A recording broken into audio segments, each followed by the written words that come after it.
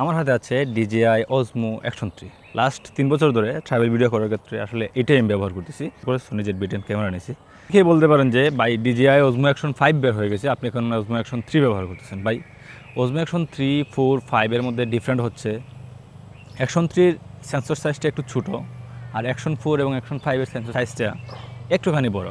এছাড়া আসলে তেমন কোনো ডিফারেন্ট নাই। যারা ট্রাভেল করি আমরা আসলে পিছনে অনেক ব্যাকপ্যাক নিয়ে ঘুরি, তো এরকম একটা ছোটো ক্যামেরা হলে সবচেয়ে বেস্ট হয়। বড় বড় ক্যামেরা আসলে হাতে নিয়ে ঘোরা যায়, বাট ছোটো ক্যামেরা হলে কম্প্যাক্ট সাইজ হওয়াতে যে কোনো জায়গায়, এই ছোটো ছোটো জায়গায় পাশাপাশি একদম একদম ছোটো স্পেসে যে কোনো ফ্রেম থেকে আসলে ভিডিও ক্যাপচার করা যায়।